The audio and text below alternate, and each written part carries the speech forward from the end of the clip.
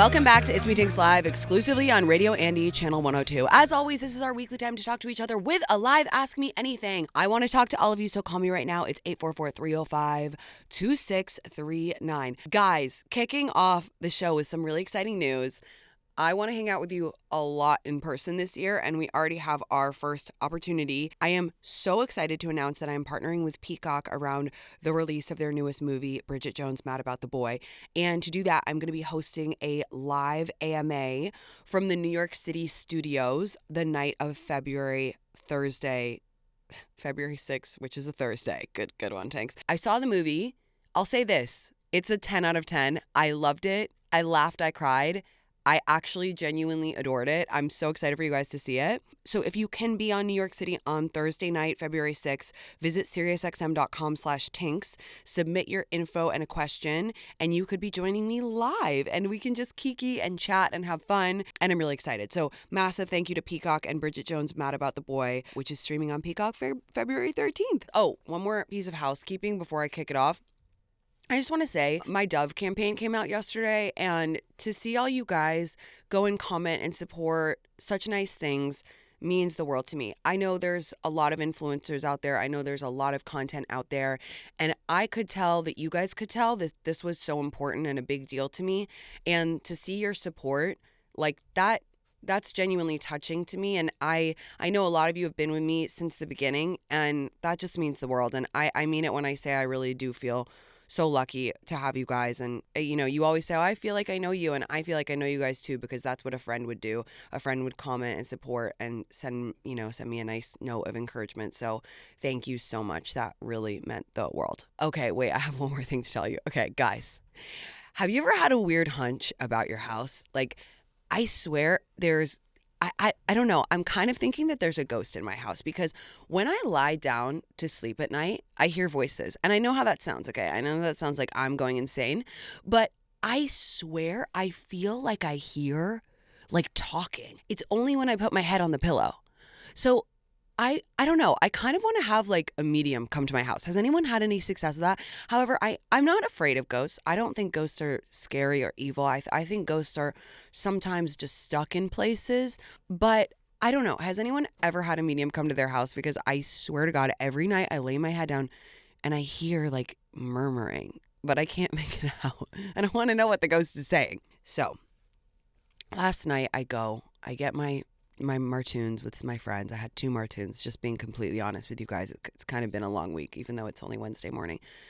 I come home, I sit down, and I watch the reunion. We have to chat. I'm sorry. I will get to the calls in a second. And by the way, if you want to call and talk about the reunion, tell me. But I have to speak about the reunion. Wow. This reunion really showed, I think, the level of how disassociated from the reality of the situation Bryn is. And let me say this also. I've been watching Housewives for years. I watch almost every franchise. I've watched every season. And my opinion is that true Housewives fans don't like a pile-on for the sake of a pile-on. Really, we don't. Because ultimately, a true Housewives fan knows about the homeostasis of a cast, right? And it's fun to have like villains some seasons, and then they come back and they have a turnaround the next season. But to this degree, it's not even fun, because it's so obvious that it just feels too extreme. I want to state again before I give any feedback that I feel terribly for what Bryn has been through, because clearly it has had such a huge effect on her life. And I'm talking about her childhood. I'm talking about her sexual assault. Like, she's been through a lot. But I think the question that I was left with at the end of the reunion is like, how much, I don't know, is this a really insensitive thing to say? I can't tell. How much slack should you cut someone based on what they've been through? I think 2 things can be true at one time. I think you can have complete empathy for someone's situation and what they've been through, but I think you can also want them to take responsibility for how they treat others. She came in and she said to Jessel, hey, and Jessel was like, you think everything's fine? And I was like, oh shit, it's about to go down. It is confusing how, immediately she was like making a joke about Jenna's robe, and then she goes, hi daddy, to Andy. Like, the whole persona is, I get why people are confused. I really do. Okay, also one tiny note. Sorry, but the lighting person, what the hell? Their blush looked like so like intense, I was like, whoa, lighting person, please help them.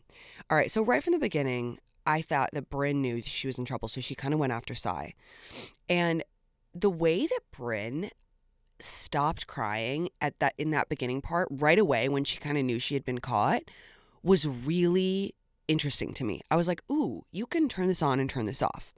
Honestly, I kind of loved Sai in this reunion. I'm not the biggest Sai fan. I mean, I don't know who I'm a really big fan of on this cast, but like haven't been the biggest Sai fan, but I do feel towards the end of this season, she has been kind of like the voice of reason, and I did really appreciate her in the reunion because I think she was just in a place of, I want to state facts because this situation has gotten out of control. Okay, also the calling of the Jessel a basic bitch, I thought Jenna nailed it on the head. And previously we haven't really seen Jenna get messy. We haven't really seen her kind of call people out in an honest, straightforward way. And she was like, no, you said that to hurt Jessel's feelings. And I was like, oh, wow. She went there. And she did. She fully did, which is mean, right? That's a mean. The part where Brynn was like, well, I made a joke about the periodic table and you made one about Pixar. That's the difference between me and you.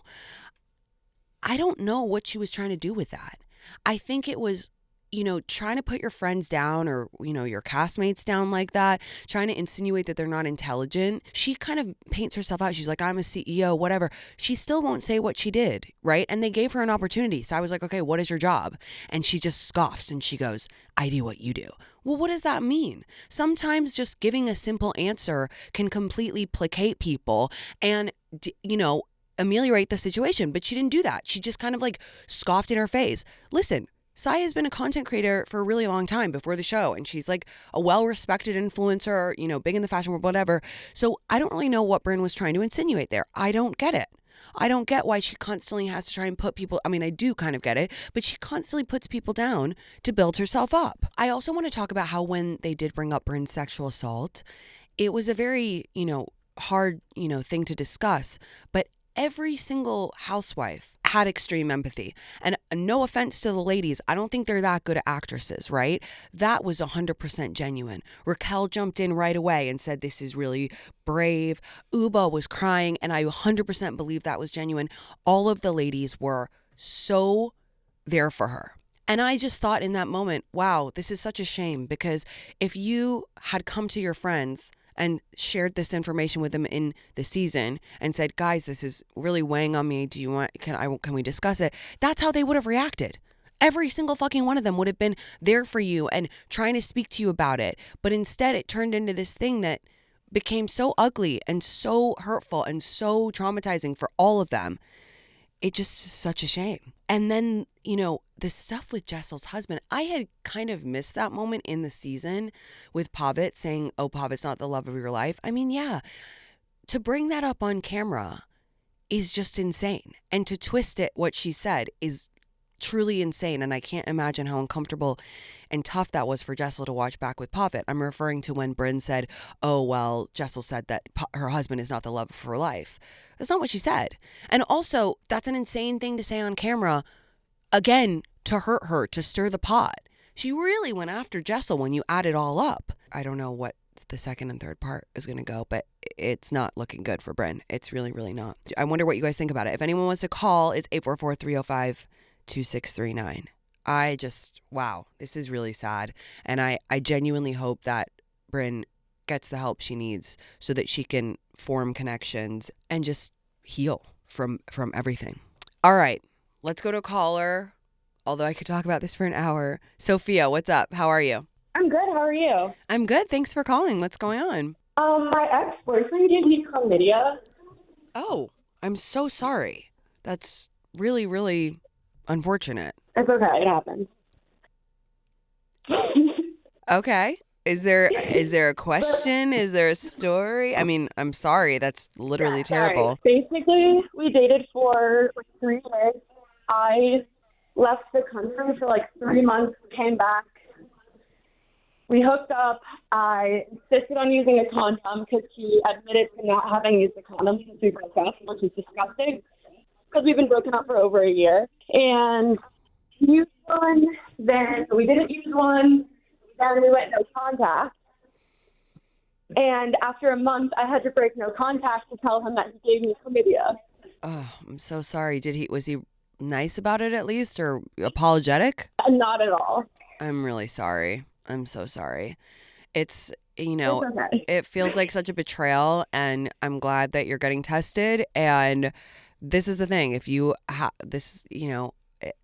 people are awful about this kind of stuff. Like, there's no shame in it. I really am all about destigmatizing the shame of STIs, but you have to be honest. And the fact that he, went behind your back is awful. And I'm really sorry. What did he say?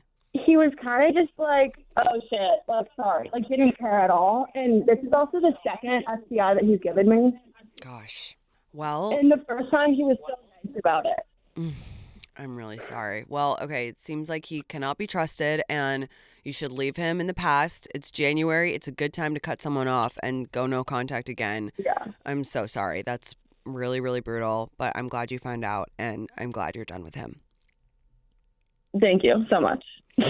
All right. Well, have a good one. Thank you for calling. You too. Bye. Bye. Okay. That's terrible. Get your tests and be honest with people. That's what I have to say about that. All right, let's go to Maddie. Hey, Maddie, how are you? Oh my God, I'm so thrilled to be chatting with you. Likewise. I recently started with one of my friends. Ooh, you're breaking in and out. You're breaking in and out. Are you on speaker? Can you go off speaker? Oh yeah, is this better? Yes, so much better. Okay, so you're recently hooking up with someone. Okay. Yeah, we've been friends for a while, but never like anything serious. So we've been hooking up, and I'm starting to have feelings for him. And I just know he doesn't reciprocate it. He just got out of like a long-term relationship. Okay. And my friends are saying it's only going to hurt me to be like continuing to hook up with him, but it's so fun and I like him. But I don't know. Girl. Like I don't want to hurt myself, but I'd rather be hanging out with him than not. Yeah. I mean, it's a tough one. It's like when you're in the hookup box, it's both powerful, but it can also be depressing because you can still try to trick yourself. Like, first of all, I'm glad you're self-aware. That's really great. Second of all, you have to decide when to call it, because the fact that your friends know, he's been honest, the more you hook up with him, the more delulu you will become, because right now I'm already there. You're there. Okay. Well, again, at least you're self-aware. I absolutely love a self-aware queen. That's fantastic. Yeah. I don't know. I mean, I've definitely gone down this road before where I'm like, I know they're not going to date me, but I'm having so much fun in the moment. And I always end up hurting my feelings. I think you have to know when to call it. Are you at the point where other men disgust you and you're only interested in him, hooking up with him? No, but I don't care if I see like other guys out. Yeah. So, like I'm looking for his text, looking to see him out, Oh, God. Like it's definitely getting a little consuming. Yeah. I also tend to find with these things, sometimes you just have to see it through. You yourself know that it's not going to go anywhere, but sometimes you just need to see something through, and it kind of sounds like that's where you are mentally, and that's okay. That's okay, right? That's what life is. Yeah. Sometimes we just need to go through experiences, and they can be painful and tough, but you just know that you're not going to quit. And I'm here to tell you that is also okay. I know I can be so strict with this kind of stuff, but it's only ever trying to protect you guys from hurt. But again, I've been there. I've just been in situations where I'm like, I just need to see this to the end. There will be a night when, you see him go home with another girl, or he doesn't text you for a couple days, and you will get so hurt. You'll say, you know what, I've had enough. This is enough for me, and I'm going to back away now. But until then, if you need to see it through, you need to see it through. And I get that. Oh, you were so good. No, I've just been through this before. That's all. Totally. Okay. I love you. Protect yourself as much as you can. I love you too. Yeah. Stay as protected as you can, heart-wise, and have fun.